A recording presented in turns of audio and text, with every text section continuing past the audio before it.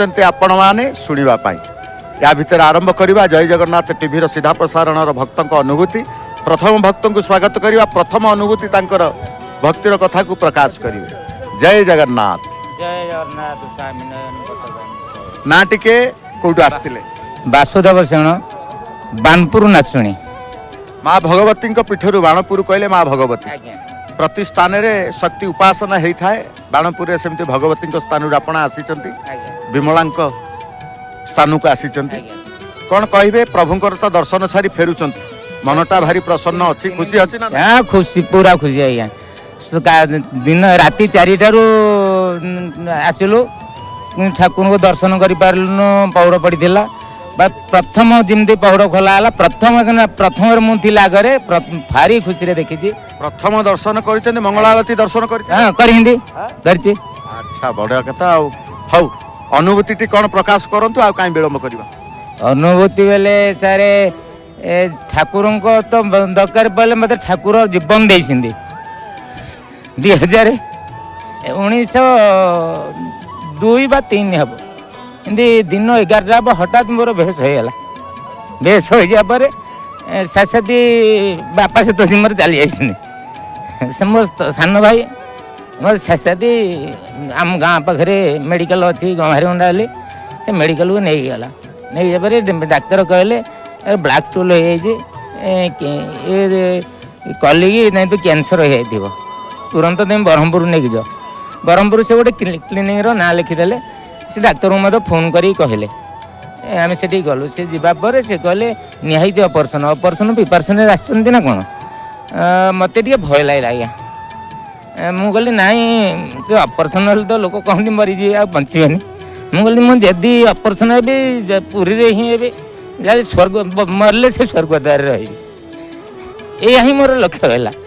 मुझे ए link road रे जन डाक्तर अच्छा से बंची थे कौन मुझे पार्नी पाखु आसिली मेडिकल फिक्स रिपोर्ट दिला ऑपरेशन फिक्स रिपोर्ट दिला बापा तो चली जाते बो मामू आसते ये जो ऑपरेशन से सर्जरी ऑपरेशन पूरा ये कंप्यूटर नाला पूरा पेट चिरा है ऑपरेशन हो जो कहीं फंजी सब गरम गले मत भारी भय लगे जगन्नाथ गोटे मुंडिया माइली बोले प्रभु मरले तो मरबी एमती ऑपरेशन तो मरबी नहीं सीमित मरबी मुझे ही भरोसा कहीकि मुझे आसिली जगन्नाथ को ये गोटे मुंडिया माइली बिना टिकट रे मामू बो ये अच्छा बिना टिकट रे ट्रेन रे गली जटणी रू गंगाधरपुर ओह्लैकी नाचुणी गली से प्रताश्वरी ठाकुर अच्छा प्रतिज्ञा ठाकुर महादेव अष्टसंभ मिलन हुए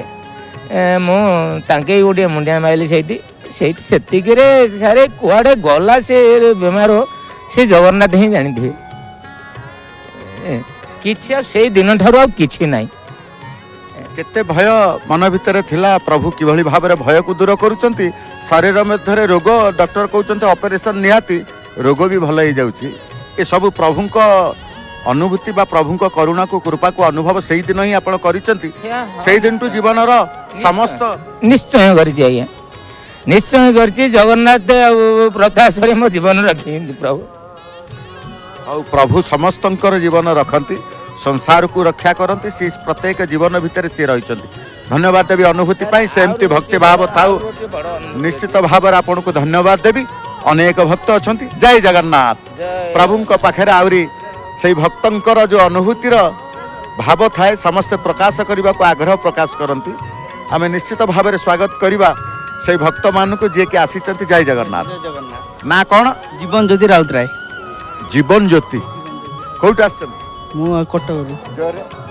कटक महांगा कटक महांगार हौ दर्शन सारी फेरुले हठात रहीगले भक्त मान को देखी अनुभूति कहवाई कौन अनुभूति टी चिंता कले ना आम टे कहवा भक्त कहले अनुभूति 2016 मसीहा मो पाठपढ़ा सरिया पर मु टाटा स्टील चाकरी करूँ टाटा स्टील मुझे रेलवे प्रोजेक्ट थी रेलवे प्रोजेक्ट जो थी से समय रेलवे प्रोजेक्ट चलिया पड़ूला बहुत बाट से चलिया बाटे कौन मो गोड़े टेंडन सर्ट जो गोड़ अच्छी टेंडन सर्ट मो टेंडन सर्ट प्रोब्लेम बाहर जहाँफल मो चलिया बहुत असुविधा होता से समय बहुत कष्ट लगे पेन किलर खाए পেନ୍ କିଲର୍ ଖାଇକି ରାତିରେ ପେନ୍ କିଲର୍ ଖାଇ ଶୋଇବି, ସକାଳୁ ପୁଣି ପେନ୍ ବାହାରିବ, କାମ କରି ହୁଏ ନା। ସେଇଭଳିଆ ଭାବରେ ଗୋଟେ ଥର ଭାବିଲି ଯେ କ'ଣ କରିବି, ଆଉ ତ କିଛି ଚାଲି ହେଉନି, ଆଉ ଚାକିରିଟା ଛାଡ଼ିଦେବି କି। ସେଠୁ କ'ଣ କଲି ନା ମେଡ଼ିକାଲ ଯିବା ପାଇଁ ବାହାରିଲି। ମେଡ଼ିକାଲ ଯିବା ସମୟରେ କ'ଣ କଲି ନା ମୋ ଗୋଡ଼ଟା ଯେହେତୁ ପେନ୍ ହେଉଛି, ଚାଲି ଯାଇ ହେବନି, ତ ଗୋଟେ ଗାଡ଼ିରେ ମୁଁ ବାହାରିଲି। ଗୋଟେ ଗାଡ଼ିରେ ବାହାରି ଯିବା ସମୟରେ କ'ଣ ହେଲା ନା ସେ ଗାଡ଼ିଟା ଅଧା ବାଟ ଖରାପ ହେଇଗଲା। ଅଧା ବାଟ ଖରାପ ହେଲା ପରେ ମୁଁ ସେଇ ବାଟ ଛୋଟେ ଛୋଟେ ଚାଲି ଚାଲି ଗଲି। ଛୋଟ ଛୋଟ ଚାଲି ଚାଲି ଗଲା ପରେ କିନ୍ତୁ ଦେଖିଲି ମୋତେ ଆଉ ଜଣେ ଲୋକ, ସେ କଳା ସାର୍ଟ ପିନ୍ଧି ଗୋଟେ ବ୍ଲାକ୍ ପଲ୍ସରରେ ସେ ଲୋକଟି ଆସି ମୋତେ ମୋ ପାଖରେ ଠିଆ ହେଲେ, କହିଲେ ବାବା ବସ୍। ମୁଁ ଆକ୍ଚୁଆଲି କିନ୍ତୁ ତାଙ୍କ ମୁହଁଟା ବି ଦେଖିପାରିଲିନି କି ତାଙ୍କୁ ବି ଜାଣିପାରିଲିନି, କିନ୍ତୁ ମୋତେ କଷ୍ଟ ହେଉଥିଲା ଯେହେତୁ ଚାଲି ଚାଲି ଯିବା ପାଇଁ, ମୁଁ ତାଙ୍କୁ ଏ ଭିତରେ ପଚାରି ପାରିଲିନି ଜିନିଷ କ'ଣ, ଆପଣ କିଏ କ'ଣ କି ପଚାରି ପାରିଲିନି। କିନ୍ତୁ କ'ଣ କଲା ନା ସିଏ ମୋତେ ସେଇଭଳିଆ ଉଠେଇକି ନେଇ ସିଏ କେମିତି କ'ଣ ଜାଣିପାରିଲେ, ମୋତେ ସେଇ ମେଡ଼ିକାଲ ପାଖରେ ନେଇ ଛାଡ଼ିଦେଲେ। ଆପଣ କିନ୍ତୁ ମେଡ଼ିକାଲ କଥା ଯିବି କୌଣସି ପ୍ରକାର କିଛି ମୁଁ ତାଙ୍କୁ କିଛି କହିନି। ଏଇଟା ମୁଁ ବହୁତ ଭାବେ ଯେ ମୋତେ କେମିତି ନେଇ ଛାଡ଼ିଦେଲେ। ଆଉ କ'ଣ ନା ସେ ଜିନିଷ ଛାଡ଼ିଲା ପରେ ପୁଣି ମୁଁ ଆସିକି ତାଙ୍କୁ ଭାବିଲି ଯେ ମୋତେ ଯେତେବେଳେ ମୁଁ ମେଡ଼ିକାଲ ଦେଖା କରିସାରିଲି, ମୁଁ କହିଲି ସେ ଲୋକଟା ମୁଁ କାହିଁ ପଚାରିଲିନି, ସେ କିଏ, କେଉଁଠୁ ଆସିଥିଲେ, ଆଉ ତାଙ୍କୁ ଦେଖା ପାଇଲିନି। ଏଇଟା ଭାବେ ସେଦିନର ଘଟଣାକୁ ମନେ ରଖିଛନ୍ତି ଯେ କି ନିଜର ଯନ୍ତ୍ରଣା ପାଇଁ ସେ ଲୋକକୁ ଭୁଲିଗଲେ, ସେ ଲୋକ ଭଗବାନ ହୁଅନ୍ତୁ କି ଯିଏ ହୁଅନ୍ତୁ, କିନ୍ତୁ ନିଜର ଯନ୍ତ୍ରଣା ମେଡ଼ିକାଲ ଯିବେ ଏକଥା ନ କହିକି ମଧ୍ୟ ସେ ଜାଣୁଛନ୍ତି ଯଥାସ୍ଥାନରେ ଲକ୍ଷ୍ୟସ୍ଥଳରେ ପହଞ୍ଚୁଛନ୍ତି। କିଏ ଲକ୍ଷ୍ୟସ୍ଥଳରେ ପହଞ୍ଚି ଏଠି ଆମ ହାତ ଧରିକି? ହଁ, ଜଗନ୍ନାଥ ସ୍ୱାମୀ ନୟନ ପଥଗାମୀ। ଜଗନ୍ନାଥଙ୍କ ଛଡ଼ା କିଏ ପହଞ୍ଚେଇ ପାରିବ କହୁନାହାନ୍ତି? ଜଗନ୍ନାଥଙ୍କ ଛଡ଼ା କିଏ ବି ପହଞ୍ଚେଇ ପାରିବ? ଜଗନ୍ନାଥ ତ ସମସ୍ତଙ୍କର ଦୁଃଖ ବୁଝିପାରନ୍ତି। ସେଇଥିପାଇଁ ଆପଣଙ୍କର ଦୁଃଖ ସେଇଦିନ ବୁଝିଥିଲେ କାହା ରୂପରେ ଆସିକି। ସେଇଦିନଠୁ କ'ଣ ଆପଣ ଜଗନ୍ନାଥଙ୍କୁ ମନ ଭିତରେ ରଖିଛନ୍ତି? ସମୟ ମିଳିଲେ ଯେତେବେଳେ ସମୟ ମିଳୁଛି ପ୍ରଭୁଙ୍କ ପାଖକୁ ପୁରୀ ପଳେଇ ଆସୁଛନ୍ତି? ନାଇଁ, ଆକ୍ଚୁଆଲି ମୁଁ ଏଇଠି ଆମର ଯେଉଁ ମାଟିଆପଡ଼ା ଆରବି ରେଲୱେ ପ୍ରୋଜେକ୍ଟରେ ମୁଁ ସେଠି କନସଲଟାଣ୍ଟ ଇଞ୍ଜିନିୟର ଅଛି। ପୁରୀରେ ବି ସୁଯୋଗ ମହାପ୍ରଭୁ ଦେଇଛନ୍ତି କର୍ମ କରିବା ସହିତ ଦର୍ଶନ ପାଇଁ। ତେଣୁ ପୁରୀରେ ଯେତେବେଳେ ରହୁଛନ୍ତି କ'ଣ ପ୍ରତିଦିନ ଦର୍ଶନ କରିବାକୁ ଆପଣଙ୍କର ପଳେଇ ଆସନ୍ତି ମନ୍ଦିରକୁ? ନାଇଁ, ପ୍ରାୟ ପତିତପାବନ ଦର୍ଶନ ମନ୍ଦିର ଭିତରୁ ତ ସବୁବେଳେ ଆସି ହୁଏ ନା, କାହିଁ ଯେହେତୁ କର୍ମ ଟିକେ ବ୍ୟସ୍ତ ରହେ, କିନ୍ତୁ ନହେଲେ ପ୍ରାୟ ପତିତପାବନ ଦର୍ଶନ କରି ପଳେଇ ଆସେ। ପତିତ ପାବନକୁ ଦର୍ଶନ କଲେ ପ୍ରଭୁଙ୍କର ଦର୍ଶନର ଆତ୍ମସନ୍ତୋଷ ମିଳିଥାଏ? ନିଶ୍ଚିତ ମିଳିଥାଏ, ନିଶ୍ଚିତ। ହଉ, ଧନ୍ୟବାଦ ଦେବି ଆପଣଙ୍କୁ। ଜୟ ଜଗନ୍ନାଥ। ଜଗନ୍ନାଥଙ୍କୁ ଦର୍ଶନ କରିବା, ଯାହା ପତିତ ପାବନକୁ ଦର୍ଶନ କରିବା, ସେଇ ସମ ଆନନ୍ଦ, ସମପୁଣ୍ୟତା ମିଳିଥାଏ, ସମଭାବ ମିଳିଥାଏ, ଏ କଥା ଭକ୍ତ ହିଁ ସ୍ୱୀକାର କରନ୍ତି। ଆସନ୍ତୁ, ପ୍ରଭୁଙ୍କ ପାଇଁ ତ ସମସ୍ତେ ଆସନ୍ତି। ଖାଲି ଯେ ପ୍ରତିଟି ଓଡ଼ିଆ ଭିତରେ ପ୍ରଭୁ ଅଛନ୍ତି ତା ନୁହେଁ, ପ୍ରତ୍ୟେକ ଭାଷାଭାଷୀ ଭିତରେ ପ୍ରଭୁ ରହିଛନ୍ତି, ପ୍ରତ୍ୟେକ ଧର୍ମ ଭିତରେ ପ୍ରଭୁ ଅଛନ୍ତି, ପ୍ରତ୍ୟେକ ସଂସ୍କୃତି ପରମ୍ପରା ଭିତରେ ପ୍ରଭୁ ଅଛନ୍ତି, ପ୍ରତ୍ୟେକ ଶବ୍ଦ ଭିତରେ ପ୍ରଭୁ ଅଛନ୍ତି, ପ୍ରତ୍ୟେକ ଜାତି ଭିତରେ ପ୍ରଭୁ ଅଛନ୍ତି। ଜୟ জগন্নাথ। না কোন আপন ওড়িয়া না বাংলা? আপনি তো দেখা যাচ্ছেন বাংলা বাংলা বাংলা বাঙালি। বাঙালি ওয়েস্ট বেঙ্গল থেকে? কোথায় থেকে? কলকাতা। কলকাতা তো অনেক আছে, কোন স্থানটা কি? সল্টলেক কলকাতা। সল্টলেক। নামটা আপনারা কি? জয়িতা ভট্টাচার্য। কি করেন আপনারা? স্টাডি না সার্ভিস না কি আছে? আমরা সার্ভিস করি, আমি সার্ভিস করি। ঠিক আছে, আজ পুরী থেকে এসলাম, আজকে এসলাম না অনেকবার এসেছিলেন আপনারা? পুরী বহু বছর আসছি আমরা মহাপ্রভুর দর্শনে। উনি পুরো জগতের স্বামী। আমরা মহাপ্রভুর অনেক অনেক কৃপা আমাদের ওপর। আমরা বহু বছর আসি, আমরা খুব ভক্ত শ্রী জগন্নাথ দেবের। আপনারা ভক্ত কিরকম জানলেন? আপনারা ভক্ত, আপনার কাছে ভক্তি আছে কিরকম আপনারা জানছেন? আমরা রোজ মহাপ্রভুর পতিত পাবন মঙ্গল মূর্তি আরতি দর্শন করি বাড়িতে, আর বাড়িতে পুজো করি প্রত্যেক দিন। আর বাড়িতে পুজো করে ঠিক আছে, বাড়িতে দর্শন করে মঙ্গল আরতি দর্শন করে পতিত পাবনকে দর্শন করে, মাধ্যম কোন দিকে মাধ্যম আছে? মাধ্যম মানে ইউটিউবে দর্শন করি, উড়িয়া যেসব চ্যানেলসগুলো আছে ইউটিউবে, ওখানে দর্শন করি। আর পুরীতে আমরা চেষ্টা করি আসার বছরে দুবার, কখনো একবার হয়, কিন্তু আজকাল দুবার করেই আসছি এই কয়েক বছর হলো পুরীতে মহাপ্রভু দর্শন করতে। আর যতদিনই এখানে থাকি 4 দিন 5 দিন প্রত্যেক দিনই সকালে শ্রী মন্দিরে দর্শন করতে আসি মহাপ্রভুর। ঠিক আছে, সব দিন তো দর্শন করেছেন আপনারা ঠাকুরকে। আমার এই কার্যক্রম আপনার তো জানে, জয় জগন্নাথ টিভি কলকাতা থেকে আপনারা দেখেন? হ্যাঁ হ্যাঁ, জয় জগন্নাথ টিভি আমরা দর্শন দেখি। কি কি কার্যক্রম আপনারা দেখছেন? যেমন মহাপ্রভুর, যেমন কালকেই দেখেছি সকালের যে জলখাবারের যে ভোগের সময় যে আরতি সেইটার লাইভ টেলিকাস্ট, আর যেমন স্নান যাত্রার সময় যে পুরো কভারেজটা হয়, তারপরে রথযাত্রার সময় যে কভারেজ হয়, তারপরে দোল পূর্ণিমায় যে ঝাঁকি বেরোয়, এগুলো সবই আমরা ফলো করি। ভালো লাগে? হ্যাঁ, ভীষণ ভালো লাগে, ওনারা খুব ভালো কাজ করছেন অবশ্যই। ঠিক আছে, ভালো লাগে তাই জন্য ভক্তি চলে আসছেন আপনারা মন থেকে, ঠাকুরকে দর্শন করে পুরী একবার এসেছিল, একটা দুবার চলে এসছেন। অনুভব কি হচ্ছেন? আমার এই কার্যক্রম আছে, ভক্তজন জানছেন অনুভব, ভক্ত লোক কি অনুভব করে দর্শন পরে, কি অতীতের কি অনুভব করে, কি ঘটনা দুর্ঘটনা হয় অনুভব করে, আপনারা কি হয় একটা অনুভব বললেন? হ্যাঁ, তো আমরা একবার 2015 এসেছিলাম পুরীতে, সেই বছরই লাস্ট ওই বেদির পরিক্রমা তখন করা সম্ভব ছিল ভেতরে গর্ভগৃহে গিয়ে। তো আমরা হোটেলে এসেছি, আর পান্ডা যিনি ছিলেন উনি বারবার বলছেন যে 7:30টায় দরজা বন্ধ হয়ে যাবে। তো আমরা বুঝতে পারছি না যে কি হবে, কোন দরজা বন্ধ হবে, দর্শন বাইরে থেকে করতে হবে। তো আমরা বললাম যে আমাদের সময় লাগবে, আমরা সবে এসেছি ট্রেনে, তো রেডি হতে সময় লাগবে। তো উনি অনেক তাড়া দিচ্ছিলেন, তো আমি একটু রেগে গিয়ে বললাম একটু সময় দিন, রেডি হয়ে আসছি। তারপরে যখন এসেছি তখন এসে বুঝতে পারছি যে সবাই হোড়োহড়ি করছে, দরজা বন্ধ হয়ে যাবে। যখন ঢুকছি তখন প্রায় 7:30টা বাজে। তারপরে তারপরে আমরা ভুলেই গেছি কি হয়েছে। ভেতরে গেলাম, বেদিতে মাথা ঠুকলো, পান্ডা উনি আমার মাথাটা নিয়ে মা সুভদ্রার পায়ের কাছে খুব জোরে ঠুকে দিয়েছিলেন। আমার ভীষণ ভালো লেগেছিল, ওইটা একটা অন্যরকম অনুভূতি। তারপরে আমরা মন্দির থেকে বেরিয়ে দেখছি তখনও 7:30টাই বাজে। আমরা ভাবছি যে কি হলো, মানে তখন আমরা প্রায় কেঁদেই ফেলেছি। আমরা তখন ভাবলাম যে মহাপ্রভু উনি চাইছিলেন যে আমরা, মানে উনি দর্শন দিতে চেয়েছিলেন, তাই আমরা দর্শন করতে পেরেছি।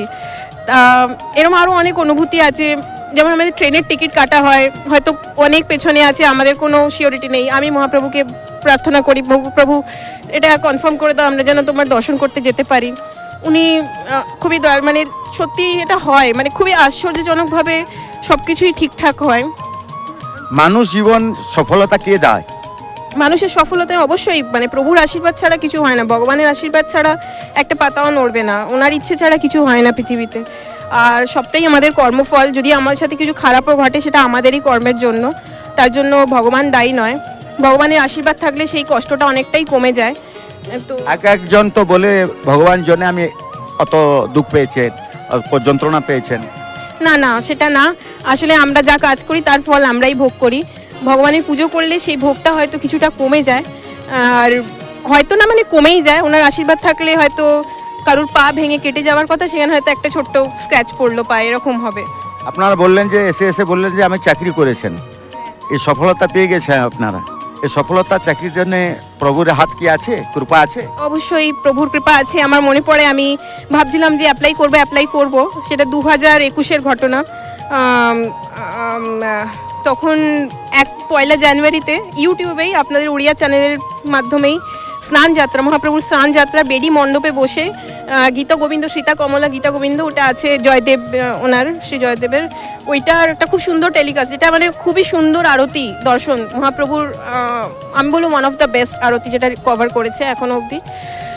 তো সেইটা দর্শনের পরে হঠাৎ আমার জীবনে একটা যেন অন্যরকম এনার্জি চলে এলো। তার অ্যাপ্লাই করা, জব পাওয়া, মানে খুবই স্মুথলি।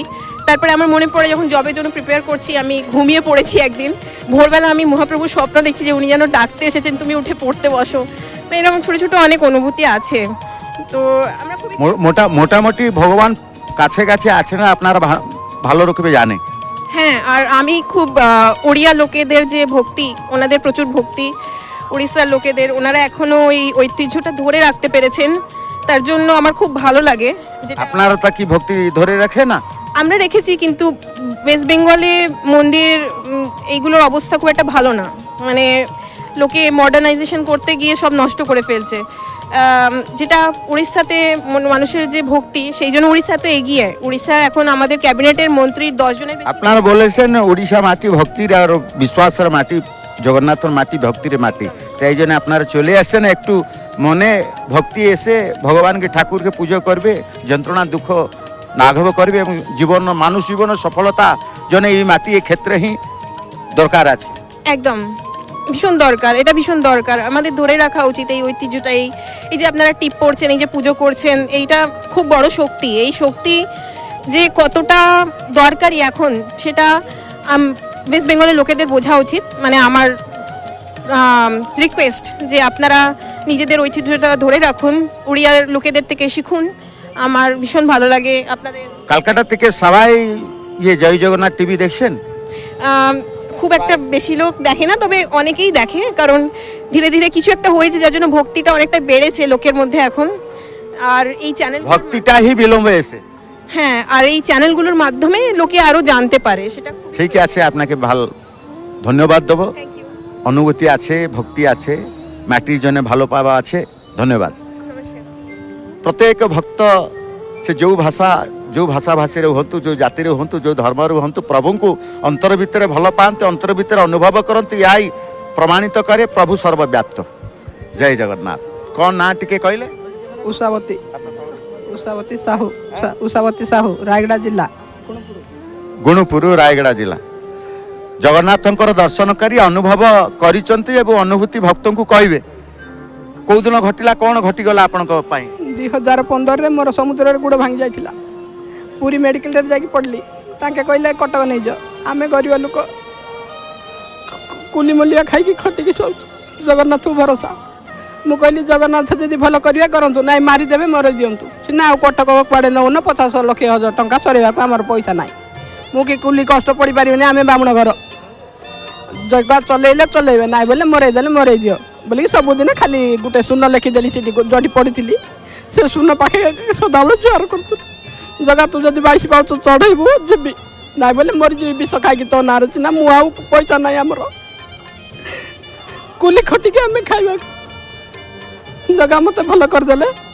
2015ରେ ଗୋଡ଼ ଭାଙ୍ଗିଥିଲା, ଆଉ ଥରେ 19 ବେଳକୁ ଦୀନନାଥ ଦୀନବନ୍ଧୁ, ସେ ଦିନ ଦୁଃଖୀ ଦରିଦ୍ରଙ୍କର ସାଥୀ ସିଏ। ଆପଣ ଯେଉଁ କହିଲେ ଗରିବ, ଯେଉଁ କହିଲେ କ'ଣ ପଡ଼ିଲା ବେଳେ ଗୋଟେ ଶୂନ କ'ଣ ବୁଲେଇ ଦେଲେ? 2ଟା ଶୂନ ଲେଖିଦେଲି। ସେ ଟିଭିରେ ଦେଖୁନ ଦେଉଛି, ସେ ବଳରାମ ଦାସ ଲେଖିଥାଉଛି 2ଟା ଶୂନ।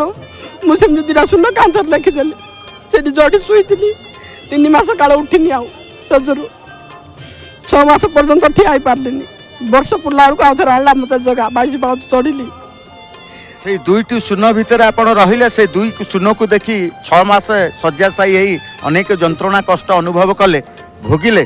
ସେଇ 2 ଶୂନ ଭିତରୁ ଆପଣ ପୁଣି ମୁକ୍ତି ପାଇଲେ। ସେ 2ଟା ଶୂନ ମୋତେ ମୁକ୍ତି କରିଛନ୍ତି। ପ୍ରତ୍ୟେକ 2 ମାସରେ 3 ମାସରେ ମୋତେ ଆଣୁଛନ୍ତି ଡାକିକି। ମୁଁ 3 ମାସ 2 ମାସରେ ଆସିଲି, ମାଘ ମାସରେ ପୂର୍ଣ୍ଣିମା ବେଳକୁ ଆସିଥିଲି। ଶୂନ ଭିତରେ ଆପଣ କ'ଣ ଦେଖିଲେ? ଜଗନ୍ନାଥଙ୍କର ଖାଲି ଆଖି ମୋତେ ଦୁଷାଇ। ମୋତେ କିଏ ଅଭଡ଼ା ଆଣିକି ଦେଉଥାଏ, କିଏ ଅଭଡ଼ା ଦେଉଥିଲା ମୋତେ, କିଏ ତୁଳସୀ ଦେଉଥିଲା। 2ଟା ନାନୀ ମୋତେ ଅଛନ୍ତି, ସେ ମିଲି ନାନୀ, ସେ ଜୟ ଭାଇ ନାଚ। ମୋତେ ତାଙ୍କ ମାନେ ଚିହ୍ନା ପରିଚୟ ହେଇକି ସବୁବେଳେ ମୋତେ ତାଙ୍କ ସ୍ୱପ୍ନରେ ଆସନ୍ତି। ତାଙ୍କେ ଡାକିକି ଆଣି ମୋତେ କାଳିଆ ମୋ ପିଲାମାନଙ୍କୁ ରକ୍ଷା କରିବେ। ତାଙ୍କେ ଆମର କିଛି ଧନ ନାହିଁ, ଧର୍ମ ନାହିଁ, କିଛି ନାହିଁ। ସେଇ 2ଟି ଆଖି ଭିତରେ ଆପଣ ସବୁ କିଛି ପାଇଗଲେ। ତୁଳସୀ ପାଇଗଲେ, ନିର୍ମାଲ୍ୟ ପାଇଗଲେ, ଆରୋଗ୍ୟ ପାଇଗଲେ, ଜୀବନ ପାଇଗଲେ, ସବୁ କିଛି ପାଇଗଲି। ସେ 2ଟା ଶୂନକା ମୋତେ ରକ୍ଷା କଲେ। ମୋ ପରିବାରକୁ ତାଙ୍କେ ରକ୍ଷା କରିବେ। ଏବେ ସବୁ ତାଙ୍କେ କାମ। ମୋତେ ମୋର କିଛି ନାହିଁ। ମୁଁ ତାଙ୍କୁ ଦୀପ ଉଡ଼େଇଲେ ଦେଇପାରୁନି, କି ଭୋଗ ଟିକେ ହେଲେ କିଛି କରିପାରୁନି। ଖାଲି ଆଉଛି, ଖାଲି ମୁଣ୍ଡିଆ ମାରିକି ଯାଉଛି। 2 ମାସକୁ 3 ମାସକୁ ଆଣୁଛି ମୋତେ। ପୁରୀ ଗୁଣପୁର ଟ୍ରେନଟା ହେଇଗଲା, ଗୁଣପୁରରେ ବସି ପୁରୀରେ ବୁଲୁଛି, ଆଉ କାହିଁରେ ଚଢ଼ୁନି, କୋଠିକି ଯାଉନି ଆଉ। ହଉ, ସେଇ ଅଭ୍ୟାସ ଥାଉ। ପ୍ରଭୁଙ୍କୁ ଦର୍ଶନ କରନ୍ତୁ। ଜୟ ଜଗନ୍ନାଥ। ପ୍ରଭୁଙ୍କ ପାଖରେ ଦେଖୁଛନ୍ତି କିଭଳି ଭାବରେ ପାଖରେ ପଇସା ନାହିଁ ଦୀପଟିଏ ପ୍ରଭୁ ତୁମକୁ ଦେବାକୁ, ପାଖରେ ପଇସା ନାହିଁ ପ୍ରଭୁ ତୁଳସୀ ମାଳଟିଏ ଦେବାକୁ। ଆସିବି କେବଳ ପ୍ରଣାମଟିଏ କରିବି, ନମସ୍କାରଟିଏ କରିବି, ମୁଁ ହେଇଯିବି ଆପଣଙ୍କର। ଆପଣ ମୋତେ କରନ୍ତୁ ନିଜର କି ପର ମୁଁ କିଛି ଜାଣିନି, କିନ୍ତୁ ମୁଁ କରୁଛି ଆପଣଙ୍କୁ ଆପଣାର, ମୋର କରିଦେଉଛି ଭାବ ନେଇ। ଆପଣ ରଖିଲେ ମାରିବେ। 2ଟି ଶୂନରୁ ସିଏ 6 ମାସ ଯନ୍ତ୍ରଣାର ସେ ଉପଶମ ପାଇଗଲେ। ସେ ଶୂନ ହିଁ ହେଉଛନ୍ତି ମହାଶୂନ୍ୟ ପ୍ରଭୁ ଜଗନ୍ନାଥ।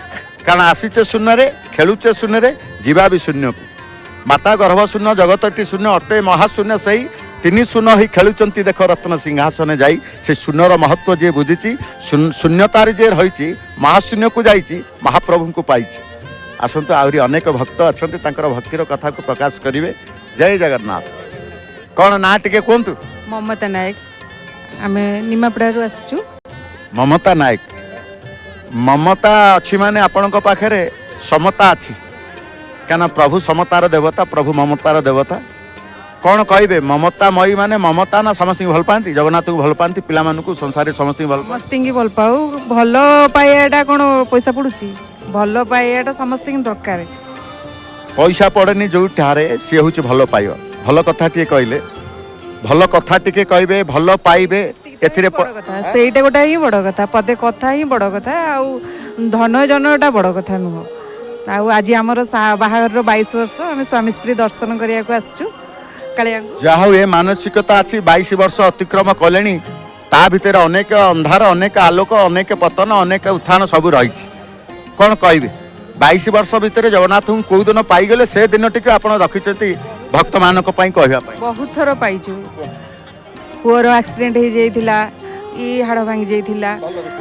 ପୁଅର ଯେଉଁ ଆକ୍ସିଡେଣ୍ଟ ହେଇଥିଲା, ହାଡ଼ ଭାଙ୍ଗି ଯାଇଥିଲା, ଏଇତକ କହିଦେଲେ ସରିଗଲା। କେମିତି କ'ଣ ହେଇଥିଲା, ଆପଣ କେମିତି ଶୁଣିଲେ, ସେସବୁ କେମିତି କହିବା, ଯେମିତି କୁହନ୍ତି ଭକ୍ତମାନେ ସେଇଟା ହିଁ କହିଲେ। ଆପଣ ଆଇଛନ୍ତି କହିବା ପାଇଁ?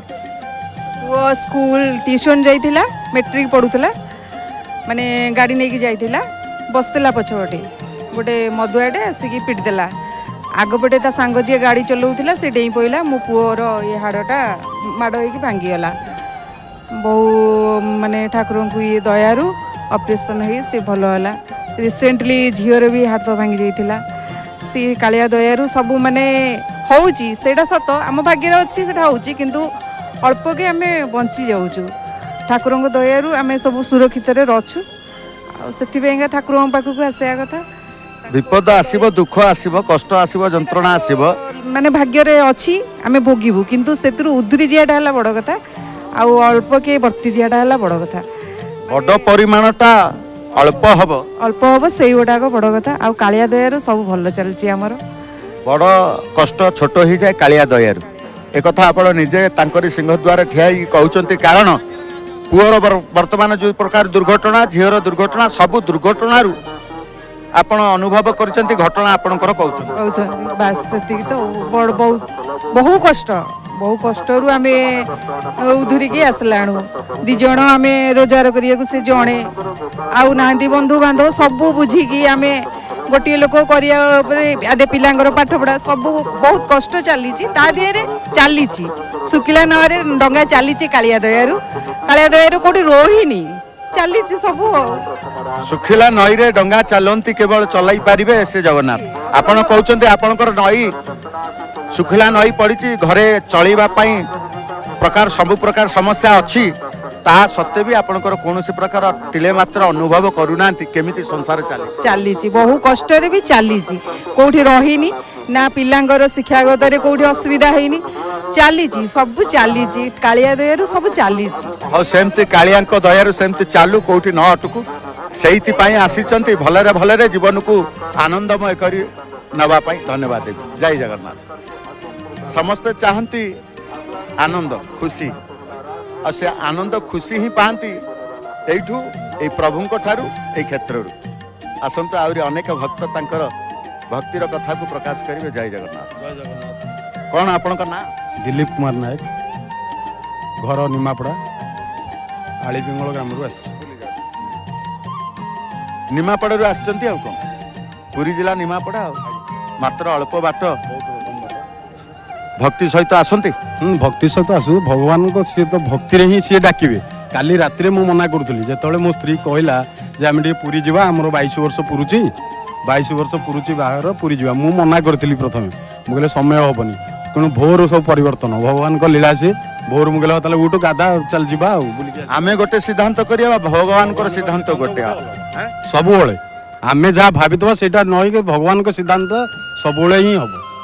ତେବେ ଆମେ କାହିଁ ବିଳମ୍ବ କରିବା? ଆମେ ଭଗବାନଙ୍କ ସିଦ୍ଧାନ୍ତକୁ ମୂଳରୁ କାହିଁ ନ ମାନି ନେବା? ନା ମାନିବା ତ ସେଇଟା ହେଉଛି ଆମର ସମସ୍ତଙ୍କର କର୍ତ୍ତବ୍ୟ ବା ଧର୍ମ, ବା ସେଇଟା ଆମେ ମାନିବାନି ତାଙ୍କୁ, ଭଗବାନଙ୍କୁ ମାନିବା। ଭଗବାନଙ୍କ ଯୋଗୁରୁ ଏ ଜୀବଜଗତ ଯଦି ଥାଏ ତାଙ୍କ ପାଇଁ, ସେ ଯୋଉଦିନ ଆଖି ଠାର ମାରିବେ ସେଦିନ ଏ ଜୀବଜଗତ ବି ରହିବନି।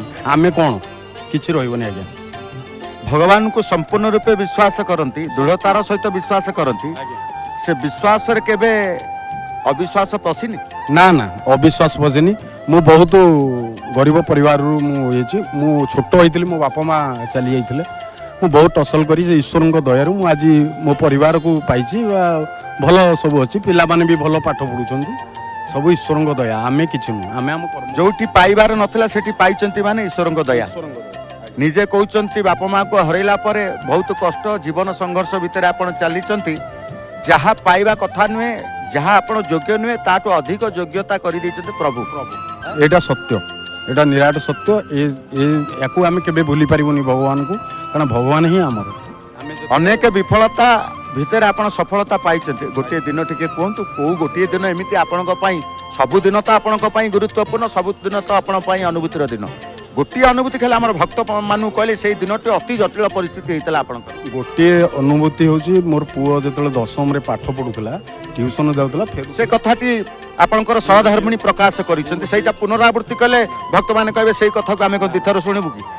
ଆପଣ କେମିତି ଆଉ ଗୋଟେ ସେ କଥାଟି ଆପଣ ଟିକେ କହିଲେ ଆଉ ଗୋଟେ ଅନୁଭୂତି ହେଇଯିବ, ଭକ୍ତ ଆଉ ଗୋଟେ ଅନୁଭବ ପାଇପାରିବେ। ଛୋଟବେଳେ ଗୋଟେ ଥିଲା ସେ ପୁଅର ମୋର ଯେତେବେଳେ ଜନ୍ମ ହୋଇଥିଲା 2 ବର୍ଷର ହେଇଥିଲା, ତାକୁ ଗୋଟେ ଫିଟ୍ସ ବୋଲି ଯେଉଁ ଇଏଟା ଡିଜିଜ୍ଟା ହେଇଥିଲା। ସେଦିନ ଇଞ୍ଜେକ୍ସନ୍ ଯେତେବେଳେ ମୁଁ ମେଡ଼ିକାଲ 6 ନମ୍ବରରେ ତାକୁ ଭର୍ତ୍ତି କରିଥିଲି, ଡକ୍ଟର କହିଲେ ଗୋଟେ ଇଞ୍ଜେକ୍ସନ୍ ଲେଖିଦେଲେ, କହିଲେ ଯେତେ ଶୀଘ୍ର ତୁମେ ଆଣିପାରିବ। ମୁଁ ଆଜ୍ଞା 3 ତଲା ସିଡ଼ିରୁ ବୋଧେ ମୁଁ କେତେବେଳେ ଓହ୍ଲେଇଛି କେତେବେଳେ ଯାଇଛି ମୁଁ ବି ଜାଣିନି, ଯାଇ ଆଣି ମୋ ପୁଅ ବି ଭଲ ହେଲା। ସେଥିପାଇଁ ମୁଁ ଭଗବାନଙ୍କୁ ସେଇଦିନଠୁ ବହୁତ ଆଗରୁ ବି ମାନେ, ସେଇଦିନଠାରୁ ଆହୁରି ବି ଭଗବାନ ଆମ ମନ୍ତ୍ର ଭିତରେ, ମୁଁ ବି ଜଣେ ପୂଜକ, ମୁଁ ମହାଦେବଙ୍କ ପୂଜା କରେ, ମୁଁ ବି ଜଣେ ପୂଜକ, ଈଶ୍ୱର ଭକ୍ତ। ସବୁବେଳେ ଈଶ୍ୱରଙ୍କ, ଆମର ତ କେହି ନାହାନ୍ତି ବାପା ମାନେ, ସେଇ ଆମର ସବୁ କିଛି, ବାପା ବି ସେଇ, ମା ବି ସେଇ, ତେଣୁକରି ତାଙ୍କ ଛଡ଼ା ଆମର ଗତି ନାହିଁ। ବାପା ମାଙ୍କ ସ୍ୱରୂପରେ ଭଗବାନଙ୍କୁ ଆପଣ ଉପାସନା କରୁଛନ୍ତି, ଅନ୍ତର ଭିତରେ ରଖିଛନ୍ତି, ଯେହେତୁ ବାପା ମାଙ୍କୁ ଆପଣ ହରେଇଛନ୍ତି। ଏ କଥା, ଏ ବାର୍ତ୍ତା, ଏ ଭାବ ପିଲାମାନଙ୍କ ଧିଏରେ ଦେଇଛନ୍ତି ଯେ ଆମେ ଭଗବାନଙ୍କୁ ପିତାମାତା ରୂପରେ ଗ୍ରହଣ କର। ଆଜ୍ଞା ଆଜ୍ଞା, ସେଇଟା 100%। ଆମ ପିଲା ବି ଆମରି ମାନଙ୍କ ପରି ଠାକୁରଙ୍କ ଭକ୍ତ, ଈଶ୍ୱରଙ୍କ, ସିଏ ବି ବାହାରେ ଅଛନ୍ତି ପାଠ ପଢ଼ୁଛନ୍ତି, ନହେଲେ ସିଏ ବି ଆଜି ଆସିଥାନ୍ତେ। ତେଣୁକରି ଭଗବାନଙ୍କ ପାଖକୁ ଆସିବାକୁ ଆମ ଛୁଆଙ୍କର ଆମେ ଯେମିତି ଗଢ଼ିବା ସେ ସେମିତି ହେବେ ଆଉ। ଠାକୁରଙ୍କୁ ଆମେ ପ୍ରଥମରୁ ଆମର ଅଛି, ଆମେ ବି ସେବକ ଘର, ଆମର ସବୁବେଳେ ବିଶ୍ୱାସ ଭିତରେ ରହିଛି, ବିଶ୍ୱାସ ଭିତରେ ରହେ, ପ୍ରଭୁ ବି ଭିତରେ ରୁହନ୍ତି। ତ ଯେଉଁ କହିଲେ ଆପଣଙ୍କର ପୁଅର ଫିଟ୍ସ କଥା, ଫିଟ୍ସ ଏମିତି ଗୋଟେ ବାତଜନିତ ବାତ ରୋଗ, ସେ ଯେତେବେଳେ ଛୋଟ ପିଲାକୁ ହେଉଛି ଆପଣ ମନ ଦୁଃଖ, ଚିନ୍ତିତ, ସବୁ ପ୍ରକାର ବିବ୍ରତ ଥିବେ, କ'ଣ କେମିତି କରିବା, ଏ ପ୍ରକାର ରୋଗ କାହିଁକି ଆସିଲା। ସେ ସମୟରେ ସେଇ ଗୋଟିଏ ଥରରେ ପ୍ରଭୁଙ୍କୁ ଆପଣ କହିଛନ୍ତି, ସେ ଗୋଟିଏ ଥରେ ପୁଅର ରୋଗ ସମୂଳେ ଯାଇଛି। ସେ ରୋଗ ଆଉ ଆଜି ପର୍ଯ୍ୟନ୍ତ ଆମେ ତାକୁ 18 ବର୍ଷ ହେଲା ଆଉ ଦେଖିନୁ। ତାପରେ ସେ ଅନୁଭୂତି ଭୁଲି ହେବନି। ସେ ଯେଉଁ ଡକ୍ଟର ଲେଖିକିରି ଇଞ୍ଜେକ୍ସନଟା ଦେଇଥିଲା, ଏଇଟା ଆଣିଲେ ତୁମ ପୁଅ ହେବ, ମୁଁ ସେ 3 ତାଲା ସିଡ଼ିରୁ କେମିତି ଓହ୍ଲେଇଛି, କେମିତି ଯାଇଛି ତାଙ୍କ ପାଖକୁ ଇଞ୍ଜେକ୍ସନ ନେଇକି, ସେଟା ସେଇ ଭଗବାନ ହିଁ ଜାଣିଛନ୍ତି, କାରଣ ମୁଁ ବି ଜାଣିପାରିନି ମୁଁ କେତେ ଶୀଘ୍ର ଗଲି, କେତେ ଶୀଘ୍ର ଆସିଲି। ସେ ଅନୁଭୂତି ଭୁଲି ହେବନି, ସେଇଟା ମୋ ଜୀବନର ଫାଷ୍ଟ ଦୁର୍ଘଟଣା। ପୁଅକୁ ବଞ୍ଚେଇବା ପାଇଁ ଡାକ୍ତର କହିଲେ ଗୋଟେ ଇଞ୍ଜେକ୍ସନ ଆଣ, ବାପ ହିସାବରେ ବ୍ୟାକୁଳତା ଆସିଲା ମୋ ପୁଅ ବୋଲି। ସେମିତି ମୋ ଠାକୁର ପ୍ରଭୁ ଆପଣ ସେଇଭଳି ବ୍ୟାକୁଳତା କେବେ ଆସିଛି? ସିଡ଼ି ଫିଡ଼ି ଡେଇଁକି ପ୍ରଭୁଙ୍କ ପାଖକୁ ଆସିବାକୁ କେବେ ଚାହିଁଛୁ? ବହୁତ ଆସିଥିଲୁ, ଯେଉଁ ଲାଷ୍ଟ ସୁନାବେଶ ରଥରେ ଯେଉଁ ଚଢ଼ା ହେଉଥିଲା ସବୁ ଏବେ ବନ୍ଦ କରିଦେଲେ, ବାରଣ କରିଦେଲେ। ସେ ସୁନାବେଶରେ ଆମେ ସେଦିନ ପଶିଛୁ ରଥ ଉପରେ, ଯେଉଁ ଭଳିଆ ଜାମ୍ରେ ସୁନା କାନଫୁଲ ବି ମୋ ଝିଅର ଖସି ଯାଇଥିଲା, ମୁଁ ଛୋଟ ଛୁଆ ହେଇଥିଲେ, ତାଙ୍କୁ ଧରି ସେ କଷ୍ଟରେ ଯେଉଁ ଯାଇଛୁ, ସେ ମୁଁ କହିଲି ମୋ ପିଲାଙ୍କର କ'ଣ ହେଇଯିବ, କିନ୍ତୁ ଭଗବାନଙ୍କ ଦୟାରୁ କିଛି ମୋ ଛୁଆଙ୍କର ହେଲାନି, ଖାଲି ସେଇ ସୁନାଟି ତାଙ୍କରି ରଥରେ କୁଆଡ଼େ ଗଲା, କାନଫୁଲଟି। ପୁଅ ପ୍ରତି ବ୍ୟାକୁଳତା ଅଛି, ସଂସାର ପ୍ରତି ବ୍ୟାକୁଳତା ଅଛି, ପ୍ରଭୁଙ୍କ ପ୍ରତି ବ୍ୟାକୁଳତା ଅଛି। ସୁନା ଗହଣା ଯାଉ ପଛେ ମୁଁ ଦର୍ଶନ କରିବି ପରିବାରକୁ ନେଇ, ଏ ବ୍ୟାକୁଳତା ପ୍ରଭୁଙ୍କ ପାଖରେ ରଖିଛନ୍ତି। ବ୍ୟାକୁଳତା ହିଁ ଆସିଲେ ପ୍ରଭୁ ଆସିଯାଆନ୍ତି। ଧନ୍ୟବାଦ ଦେବି, ଜୟ ଜଗନ୍ନାଥ। ପ୍ରଭୁଙ୍କ ପାଖରେ ପ୍ରତି ମୁହୂର୍ତ୍ତରେ ଆମେ ବ୍ୟାକୁଳତା ପ୍ରଦର୍ଶନ କରିବା। ପ୍ରଭୁ କୁଆଡ଼େ ଗଲେ ଆପଣ? ଆପଣଙ୍କର ରୂପ, ଆପଣଙ୍କର ଚିନ୍ତା ସଦା ସର୍ବଦା ମୋ ମନ ଭିତରେ ଟିକେ ଭରି ଦିଅନ୍ତୁ। ଆଉ କିଛି ସଂସାରର ଚିନ୍ତା ମୋ ଭିତରେ ନ ଆସୁ, ଏ କୃପା କରନ୍ତୁ, ଏ ଦୟା କରନ୍ତୁ। ଏ ବ୍ୟାକୁଳତା ଆମେ ଯେବେ ଆଣିବା, ପ୍ରଭୁ ସେବେ ଆମ ପାଖକୁ ଆସିବେ, ଆମ ନିକଟତର ହେବେ, କୃପା କରିବେ। ଆସନ୍ତୁ, ଆହୁରି ଅଛନ୍ତି ଭକ୍ତ। ପ୍ରଭୁଙ୍କ କଥା ଅନନ୍ତ, ପ୍ରଭୁ ନିଜେ ଅନନ୍ତ। ଜୟ ଜଗନ୍ନାଥ। ହସୁଛନ୍ତି ଭାରି, ନା କ'ଣ? ନା ନିର୍ମଳା ନାୟକ। ନିର୍ମଳା ନାୟକ। ଆହା, ନିର୍ମଳା। ମନ ଭିତରେ କୌଣସି ପ୍ରକାର ଅପରିଷ୍କାର ନାହିଁ, ସବୁ ନିର୍ମଳ। ନିର୍ମଳ, ହଁ। କିଏ ଦେଲା ଆପଣଙ୍କ ନା ନିର୍ମଳା ବୋଲି? ମା ବାପା ଦେଇଥିବେ ଆଉ। ବାପ ମା ଦେଇଛନ୍ତି ମାନେ ନିର୍ମଳା, ବହୁତ ଭଲ କଥା। ପ୍ରକୃତରେ ନିର୍ମଳ ରହିଲେ ହିଁ ଆମେ କ'ଣ ହବ? ନିର୍ମଳ ରହିଲେ ସବୁ ନିର୍ମଳ। ଜଗନ୍ନାଥ ନିର୍ମଳ, ଆମେ ନିର୍ମଳ ହେଲେ, ଠାକୁର ନିର୍ମଳ ହେଲେ ଆମେ। ହଉ ମା, ଆପଣ ନିର୍ମଳା, ଏଇଠି ଠିଆ ହୁଅନ୍ତୁ। ଅନୁଭୂତିଟି ଯେଉଁ କହିବାକୁ ଆସିଛନ୍ତି, କ'ଣ ଅନୁଭବ କଲେ? ଆପଣଙ୍କର ତ ଅନୁଭବ ନଥିବ, କାହିଁକିନା ହସୁଛନ୍ତି, ଦୁଃଖ ନାହିଁ। ଦୁଃଖ ମରି ଯାଇଥାନ୍ତି ବା ସାର୍, ମରି ଯାଇଥାନ୍ତି। ମୋତେ ଡେଙ୍ଗୁ ହେଇଥିଲା, ଶେଷ ଅବସ୍ଥାରେ ପହଞ୍ଚି ଯାଇଥିଲା ମୋର ପ୍ଲେଟଲେଟ୍। ଶେଷ ଅବସ୍ଥାରେ ପହଞ୍ଚି ଯାଇଥିଲା। କେମିତି କ'ଣ ଡେଙ୍ଗୁ ହେଲା, କେମିତି ଶେଷ ଅବସ୍ଥାରେ ପହଞ୍ଚିଲେ ପୁଣି ବଞ୍ଚିଗଲେ? ଘରେ ଡେଙ୍ଗୁ ହେଇଗଲା, ଜାଣିପାରିଲିନି। ତାପରେ କଟକ ମେଡ଼ିକାଲ ଆଇଲି, ଆସିଲା ପରେ ଏମିତି ବେହୋସ ହେଇଗଲି। ବେହୋସ ହେଲେ ଏ ବଡ଼ ପୁଅ ମୋର, ଏ ବଡ଼ ପୁଅ ମୋ ସାଙ୍ଗରେ ହେଇଥାଏ, କାନ୍ଦିବ ଉଛ ନେଇ ମେଡ଼ିକାଲରେ ଆଡ଼ମିସନ୍ କଲେ। ତାପରେ 5-6 ଦିନ ପରେ ପ୍ଲେଟଲେଟ୍ କମିଲା କମିଲା କମିଲା, ପୁରା ଶେଷକୁ ପଳେଇ ଯାଇଲା। ତାପରେ ଜଗନ୍ନାଥଙ୍କୁ ଡାକିଲେ ପିଲାମାନେ ମୋର, ମୁଁ ବି ଡାକୁଥାଏ ଜଗନ୍ନାଥକୁ। ତାପରେ ଦେହ ଟିକେ ଭଲ ହେଲା, ଆସ୍ତେ ଆସ୍ତେ ଭଲ ହେଇ। ଆପଣ ତ ପିଲାମାନେ ଡାକିଲେ ଜଗନ୍ନାଥଙ୍କୁ ଆପଣଙ୍କର ଦୁଃଖ ଦେଖିକି, ଆପଣ ଯୋଉ କହିଲେ ଆପଣ ଡାକିଛନ୍ତି, ଆପଣ ତ ଚେତାଶୂନ୍ୟ ହେଇକି ପଡ଼ିଥିବେ, ଡାକିଲେ କେମିତି? ପିଲାମାନେ ଡାକିଲେ, ତାପରେ ମୋ ହୋସ ଆସିଲେ, ଠାକୁର ଜଗନ୍ନାଥ ମୋ ପିଲାମାନଙ୍କୁ ସାହା ଭରସା ହୁଅ, ଆଉ ମୋତେ ଟିକେ ବଞ୍ଚେଇ ଦିଅ, ଏତିକି। ବଞ୍ଚେଇ ଦିଅ କଥାଟି ଯୋଉ କହିଲେ, ପ୍ରଭୁ ହିଁ ବଞ୍ଚେଇ ଦେଇଛନ୍ତି। ହଁ, ପ୍ରଭୁ ହିଁ ବଞ୍ଚେଇ ଦେଇଛନ୍ତି। ଆଉ ମୋ ପୁଅ ଟିକେ ଯାହା କହିବ ଆଉ। ହଉ, ଯଦି ପ୍ରଭୁ ବଞ୍ଚେଇଛନ୍ତି, ଆପଣ ବଞ୍ଚିଛନ୍ତି, କାହା ପାଇଁ ବଞ୍ଚିଛନ୍ତି? ଜଗନ୍ନାଥ ପାଇଁ, ଜଗନ୍ନାଥ ପାଇଁ। ଜୟ ଜଗନ୍ନାଥ। ହଉ, ଧନ୍ୟବାଦ ଦେବି ଆପଣଙ୍କୁ। ଜୟ ଜଗନ୍ନାଥ। ପ୍ରଭୁଙ୍କ ପାଖରେ ଯେତେବେଳେ ଦେଖୁଛନ୍ତି ବଞ୍ଚିଛି କେବଳ ଜଗନ୍ନାଥଙ୍କ ପାଇଁ, ସେ ଜଗନ୍ନାଥ ବଞ୍ଚେଇଛନ୍ତି, ଏଇ ଭାବ ଆସିବା ଦରକାର। ପ୍ରଭୁ, ମୁଁ ଯଦି ଆଜି ଠିଆ ହେଇଛି, ମୁଁ ଯଦି ଆଜି କିଛି ସଫଳତା ପାଇଛି, ମୁଁ ଯଦି କିଛି ଆଗକୁ ଅଗ୍ରସର ହେଇଛି, କେବଳ ଆପଣଙ୍କ ଛଡ଼ା ଆଉ କେହି ନୁହେଁ ସଂସାରରେ, ଆପଣ ହିଁ ମୋତେ କରାଉଛନ୍ତି।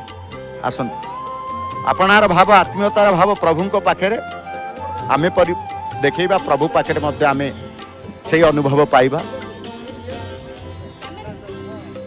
ନା କ'ଣ? ମାନେ ଶ୍ରାବଣୀ। କୋଉଠୁ ଆସିଛନ୍ତି? ଏଇ ଭୁବନେଶ୍ୱରରୁ। ଏଇ ଭୁବନେଶ୍ୱର?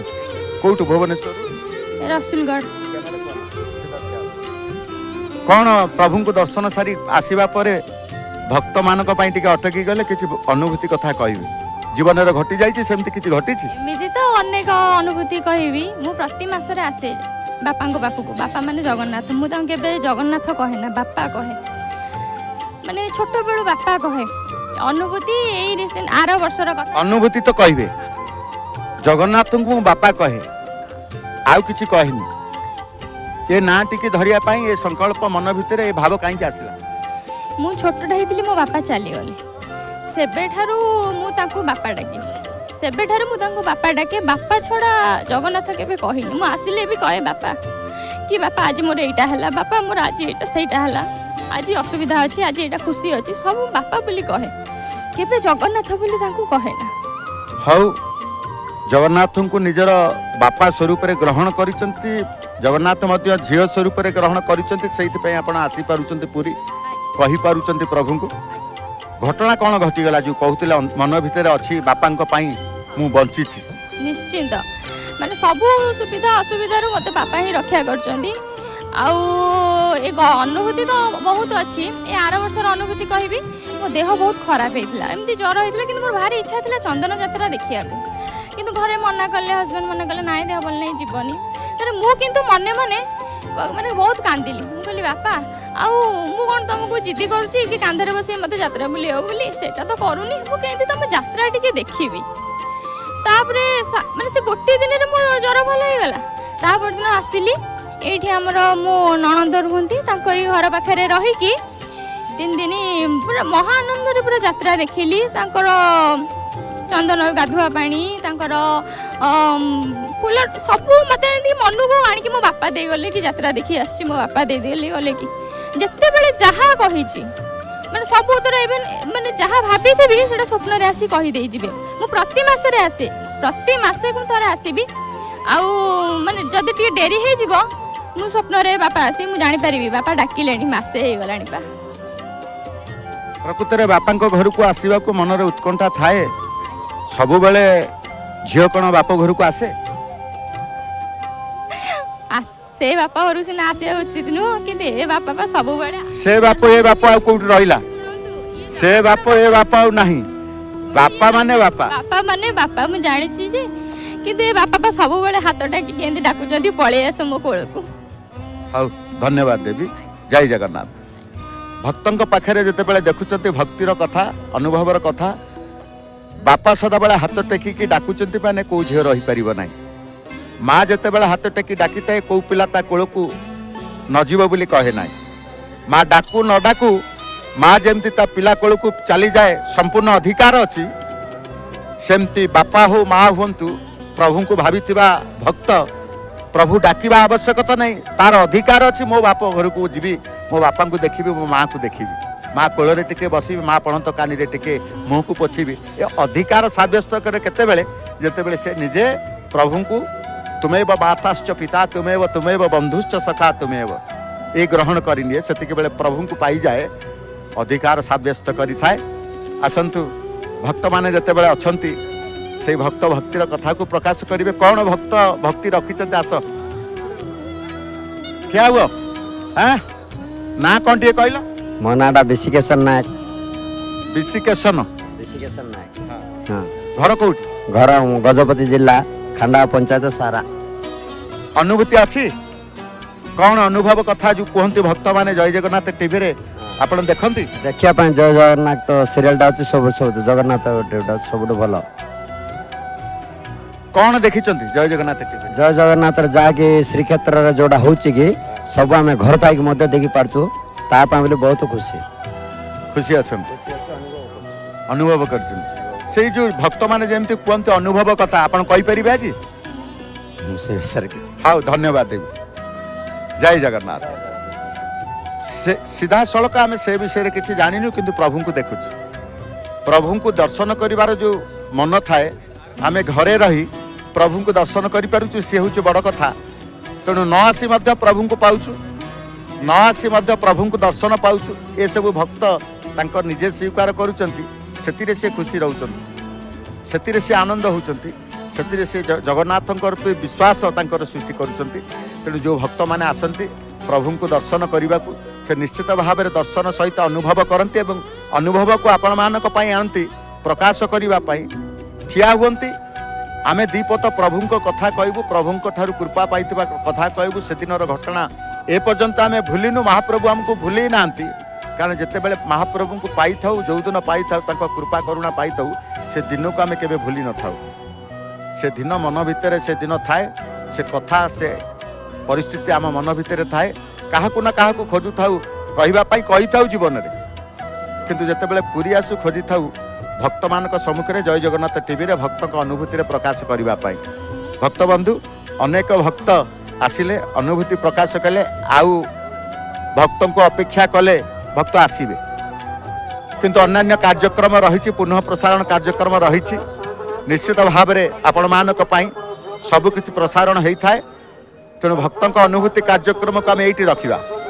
परवर्ती कार्यक्रम पुनः प्रसारण कार्यक्रम ब्राह्म मुहूर्त द्वारपीठा ठारू आरंभ कर सूर्य दर्शन पर्यंत, मंगल आलती ठारू आरंभ कर भोग आलती पर्यंत जहाँ जहाँ देखिबार सुजोग पाई नथांते, पुनः देखिबा पाई सुजोग महाप्रभु ही कृपा करिथान। हाथ छड़ा करबानी, दर्शन करिबा एवं दर्शन करिबा पूर्व कार्यक्रम सूचना जानिबा कौन कौन कार्यक्रम प्रसारण करा जाउची। कार्यक्रम को रखा पूर्व कहवा जय श्री जगन्नाथ, समस्त की कहवा जय श्री जगन्नाथ एवं हृदय